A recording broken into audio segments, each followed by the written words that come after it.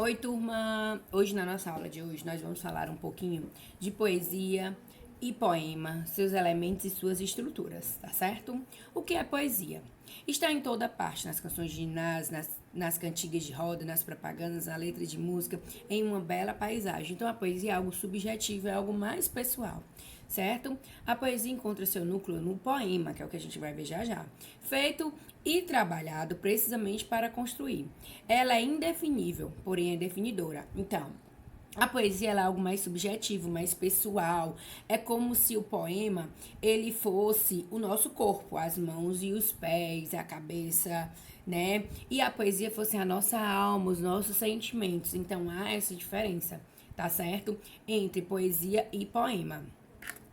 Continuando. O poema é um gênero textual que se constrói não apenas com ideias e sentimentos, mas também por meio do emprego de versos e recursos musicais, como a sonoridade, o ritmo das palavras, na função poética da linguagem e nas palavras com sentido conotativo. Então, é muito comum no poema a gente usar as palavras no seu sentido figurado, no seu sentido que não é precisamente aquele que está no dicionário.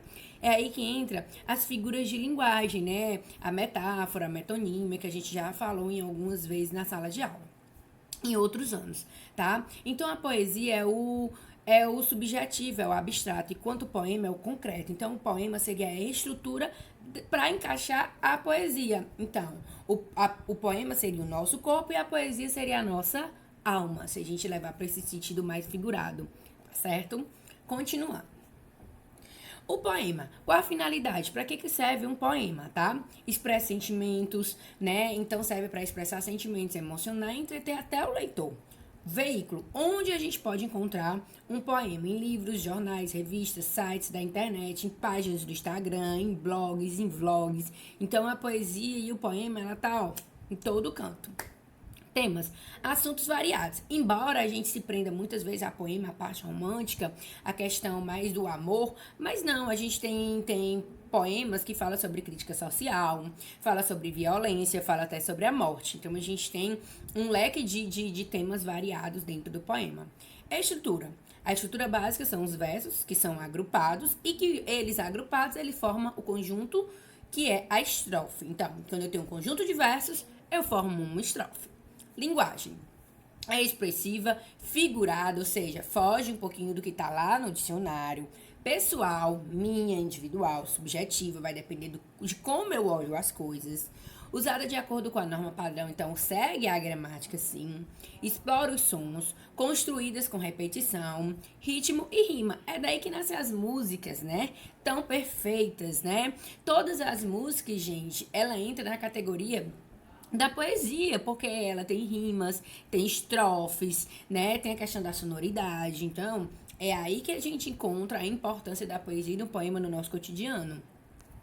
Continuando, vamos falar do eu lírico. É muito comum ouvir eu lírico, eu poético ou lirismo. O que é isso? É a voz do poema. E a voz do poema, de quem fala no poema, não necessariamente é o autor, tá certo? Então, o eu lírico ele pode ser homem, pode ser mulher, pode ser criança, pode ser até algo abstrato, né? Ou algo até concreto, tá? Pode ser sim. Olha esse poema do Fernando Pessoa. O poeta é um fingidor. Ele finge tão completamente que chega a fingir que é dor, a dor que deveras sente. Vamos fazer uma comparação básica. Quando eu tô escutando uma música, né? Sei lá, eu tô ouvindo uma música de uma banda de pagode lá. Tiaguinho, vamos supor. E aí eu escuto a música do Tiaguinho, parece que o Tiaguinho viveu toda aquela história de amor, mas nem é. Ele é um fingidor, né? Então, a pessoa que compôs aquela música, se for o caso do Tiaguinho, ele é um fingidor, ele é um poeta. Porque ele fingiu tão completamente que chegou a fingir que é dor, a dor que ele nunca nem sentiu, né? Então, o eu lírico, ele pode variar. Não confunda o lírico com o autor do poema. O lírico é quem vivencia o poema. Autor é quem escreve o poema, tá certo? A estrutura do poema, verso, corresponde a cada linha do poema. Eles organizados, eles formam as estrofes, que a gente vai ver aqui na imagem. Olha só a imagem. Aqui nós temos, na primeira estrofe, 4 versos. Esse conjunto de 4 versos formou uma estrofe. Ah, professora, então cada linha de um poema é um verso? É, e o conjunto dessas linhas forma a estrofe. Então, nesse texto, nós temos quantas estrofes? 3. Em cada estrofe, nós temos quanto verso? 4. Quando cada estrofe tem 4 versos, a gente chama de quadra. E observem as rimas, né? Que a gente tem chão, solidão, é rima, né? A gente tem manhã e lã, rima, né? Então, tudo isso é rima. Então, entre a separação de uma estrofe e outra, a gente obrigatoriamente tem que deixar um espaço em branco entre as estrofes, tá certo? Isso é uma característica básica do poema. Continuando. Quanto ao número de versos, a gente pode ter, ó, se tiver um verso, a gente tem um monóstico, 2 dístico, 3 terceto, 4 quadro quarteto, quintilha 5, sextilha 6, sétimo septilha 7, oitava 8, nona 9 e décima 10 versos em cada estrofe, certo? Ritmo e sonoridade são os elementos primordiais do poema, eles são básicos, né? A linguagem tende a ser ritmo do poema e a sonoridade transforma. Estabelece um jogo de sons e as relações de sonoridade entre os versos e outros, as imagens e seus significados.